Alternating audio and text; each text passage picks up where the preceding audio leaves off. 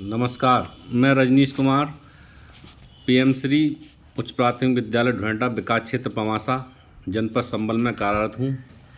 आज मैं गिजू भाई वडेका की प्रसिद्ध पुस्तक देवा सपन के चौथा खंड अंतिम सम्मेलन के 6ठे अध्याय का वाचन कर रहा हूँ।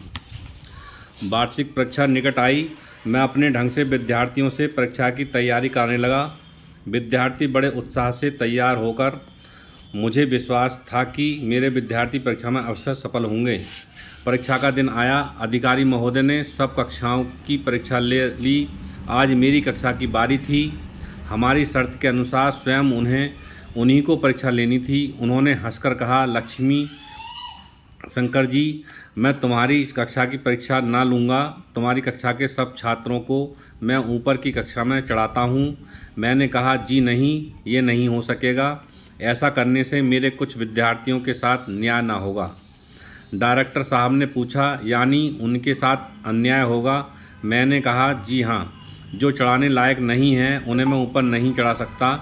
डायरेक्टर बोले, लेकिन मुझे दिख रहा है कि तुमने सबको भली भांति पढ़ाया है और तुम्हारी ये पढ़ाई मुझे मंजूर है। मैंने कहा, जी आप ठीक कहते हैं, लेकिन मेरी पद्धति का असर सब पर एक सा तो नहीं होता। किसी छात्र का तो वह स्पर्श तक नहीं कर पाई है, वे कोरे और अछूते ही रह गए हैं। डायरेक्टर साहब ने पूछा, तो उनके लिए तुमने क्या सोचा है? मैंने कहा, जी उनमें से किसी को तो पाठशाला ही छोड़ देनी चाहिए। राघव नाई का लड़का इतिहास, भूगोल या गणित का जीव नहीं है। वह इस शाला के वातावरण में उद्विग्न रहता है, पर वह इतना चलता पुर्जा है कि 100 नाइयों का सेठ बनकर हजामत की एक बड़ी सी दुकान खोल सकता है। उसे हजामत में कुशलता प्राप्त करने और सलूनों की व्यवस्था सीखने के लिए बम्बई भेजना चाहिए।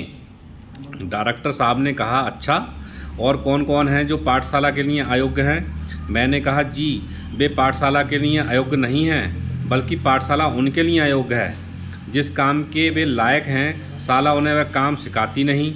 डायरेक्टर साहब बोले, अच्छा, ऐसे ही सही, लेकिन ऐसे कौन कौन लड़के हैं? मैंने कहा, जीवन सेठ का नेमी पुलिस विभाग के लायक है, उसे अखाड़े में भर्ती करा कीजिए। सेठ जी उसके लिए यात्रा का थोड़ा बहुत प्रबंध कर दें और वह किसी अच्छे फौजदार के पास रहकर थोड़ा कानून पढ़ ले। 5 साल में फक्कड़ जमादार बन जाएगा। अभी से वह आधे विद्यालय पर तो जमींदारी कर ही रहा है। उन्होंने पूछा, अच्छा, और कौन कौन लड़के कमज़ोर हैं? मैंने कहा, जी इस प्रकार के 3 छात्र और कमज़ोर हैं, उन्हें मैं इन छुट्टियों में अपने पास रखूँगा और अगले दर्जे के लिए तैयार करूँगा। साहब, हमारी वर्तमान पाठशालाओं की रीति नीति और पाठ्यक्रम की कठोरता का कोई उपाय आप नहीं कीजिएगा? डायरेक्टर साहब ने कहा, अभी इस विषय को रहने दो। मैं कई बार तुमसे ये कह चुका हूँ कि इस संबंध में मेरे साथ हाथ पैर बंधे हुए हैं। अच्छा, तो तुम्हारी कक्षा की परीक्षा समाप्त मानी जाए? मैंने कहा, जी नहीं। डायरेक्टर साहब ने विनोद के स्वर में कहा, मालूम होता है 6 माही परीक्षा की तरह आज भी तुमने कुछ विशेष प्रबंध किया है। अब तुम्हारी तरकीबें सब पता चल गई हैं। धन्यवाद।